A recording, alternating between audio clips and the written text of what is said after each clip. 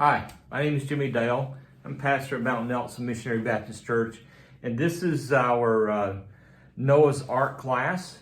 This is one of the classes with some of my favorite people in it. The Sunday school teacher's name is Leslie Mooring, and the students are Damien, Holden, Zay, Madeline, and Lily. And I look forward to when the young people can be back in Sunday school class. As you can see, we're getting ready for whenever that is. May be awful while yet, especially for the kids. But Miss Brenda has already been getting things ready for whenever that does happen. She's already got we've got plenty of hand sanitizer around the church. We've got the disinfectant wipes and of course the tissues. And she's already gone through and cleaned off the toys and sectioned them off so she can keep track of what has been cleaned and what has not. This room has already been done. So pretty great room. They've done a good job of getting this room, preparing it, and also the decorations and everything, so that everything looks good. Looking forward to when that can take place. You think about, passing things on to the next generation. Just like to share something. You think about what is the most valuable thing that we could pass on to our children, and I would say it would be teaching them to fear the Lord, because when there's no fear of God in our lives, especially in our society, there's no restraint. And not only that, but fearing the Lord is key to so much in life. It says here, who is the man that fears the Lord? So what kind of person is this? And he goes on to describe not what he does, but what God does for that man. And this is why it's so important. He says, him, and this is Psalms 25, verse 12. It says, who is the man that fears the Lord? Him shall he, the Lord, teach in the way he chooses. And so that fear is key because that's somebody who God's going to teach him in the way. It says, verse 13, he himself shall dwell in prosperity, and his descendants shall inherit the earth.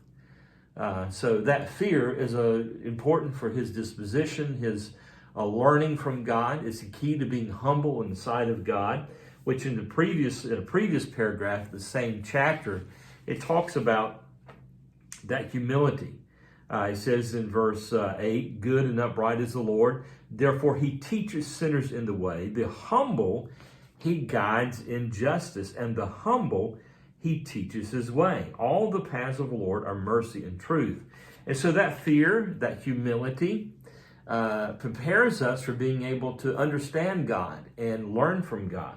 Anyway, in the paragraph I'm reading here, it says, verse 14, the secret of the Lord is with those who fear him. So this is why teaching our children to fear the Lord is so important, because if we want to know God, we must understand who he is and what he is, and who we are in his sight.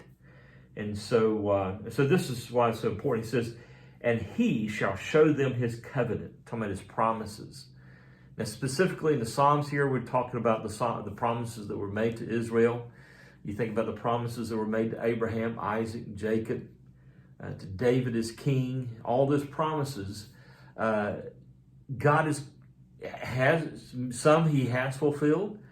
Others are yet to be fulfilled. And so, but what this teaches us as Gentiles is that this God is a promise-keeping God, and any promises that he has made, he's going to keep them. And so what that tells us is that when we encounter his word, we can know that he's going to keep his word. He's going to bless us. And so by understanding his word, by us, even as Gentiles, obeying his word, we too will be blessed. And so he says in verse 15, my eyes are ever toward the Lord, for he shall pluck my feet out of the net.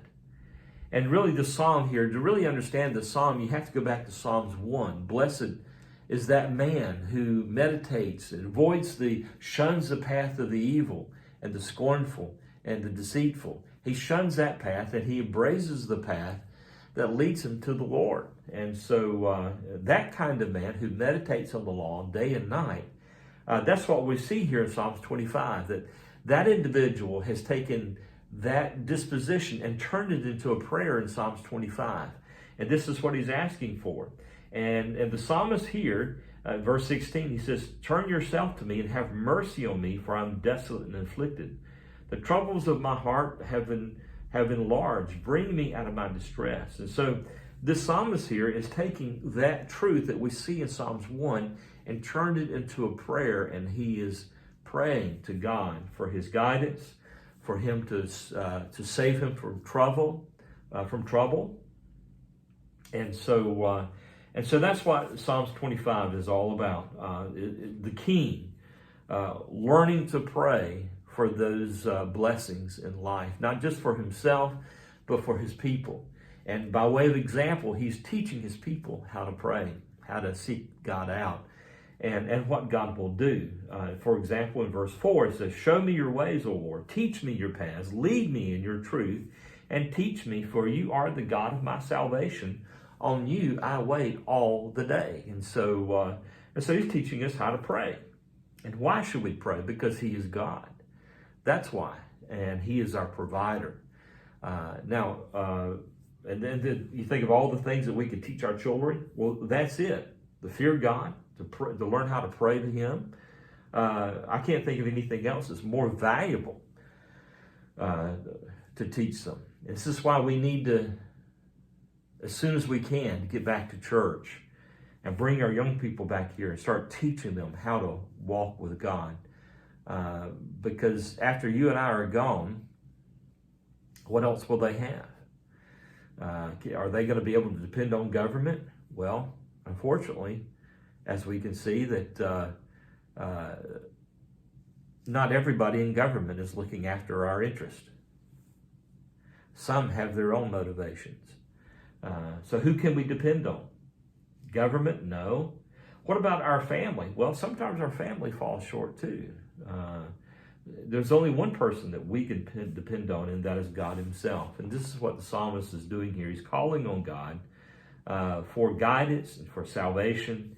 And in the same psalm, you see that promise is assured. And so